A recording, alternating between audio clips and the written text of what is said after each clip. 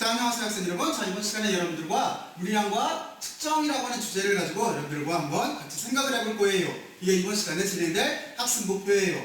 그리고 여기 있는 거는 6가지 정도로 간략하게 이렇게 세부 목차를 나눴는데, 이건 여러분들이 한번 주관적으로 봐도 대략 감은 있을 거예요. 그래서 저는 어떻게 설명을 할 거냐면, 먼저 SI 단위에 대해서 설명을 할 거예요. SI 단위가 7가지가 있다라고 하는 거는 여러분들이 아마 잘 알고 있을 거예요. 그 7가지는 지금 여기에 이렇게 써 있어요.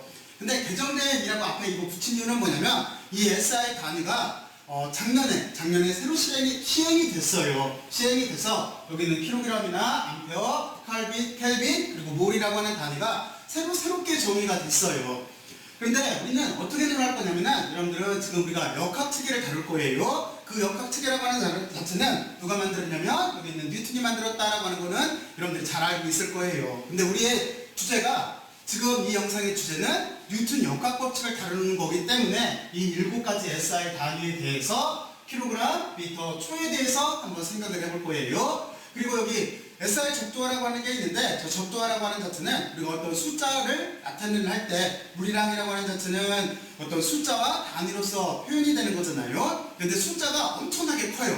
엄청나게 큰 양을 다뤄야 돼요. 이때 그 양을 쉽게 다루기 위해서 단위 옆에 붙여주는 거예요. 바로 거기에 대해서 생각을 해볼 거예요. 그리고 유효숫자는 양쪽에 나와 있는데, 유효숫자는 여러분들이 과학적인 표기법에서 상당히 중요해요. 우리가 어떤 실험으로 값들을 측정을 했거나 또는 어떤 계산을 할 때, 물리적인 계산을 할 때 우리는 유효숫자를 고려를 해서 답변을 해줘야 되잖아요. 그래서 간략하게 먼저 유효숫자에 대해서 한번 생각을 해보고, 그리고 더하기, 빼기, 곱하기, 나누기 계산에 대해서 한번 알아보고, 그리고 실제 측정을 했을 때 유효숫자를 고려해서 어떻게 표기를 해야 되나 하는 거에 대해서 알아볼 거예요. 이렇게 유효숫자를 정리를 하고, 그 뒤에 좀 전에 표현했듯이 물리학이라고 하는 자체는 상수 계산하는 게 아니에요. 실제 실험을 바탕으로 하는 학문이잖아요. 그래서 우리가 어떤 걸 측정했을 때 오차가 날 수가 있어요. 그럼 오차가 나는 건 당연하겠지? 그렇지? 바로 그렇기 때문에 이 오차가 날 수가 있고, 이 오차의 정밀도를 위해서 우리가 오차가 얼마나 났나 하는 거에 대해서 한번 고려를 해봐야 돼요. 그래서 여기서는 가장 기본적인 오차를 계산하는 방법 2가지에 대해서 살펴볼 거예요. 그리고 그 뒤에 차원 분석이라고 하는 게 있어요. 그러면 먼저 여러분들이 차원하면 어떤 게 떠올라요?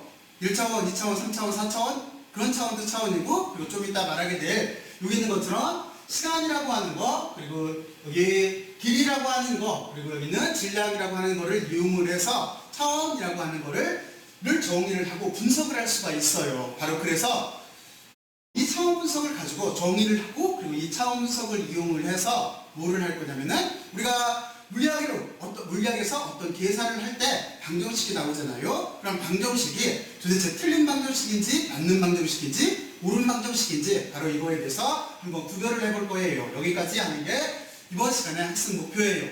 자, 그러면 이제 여러분들이 다시 한번 머릿속으로 한번 생각을 해봐요. 자, 뭐를 하나 하는 거를 머릿속으로 재정립을 한번 해보세요. 자, 했어요? 했으면은 이제 다음 PPT로 넘어가서 본격적으로 설명을 할게요.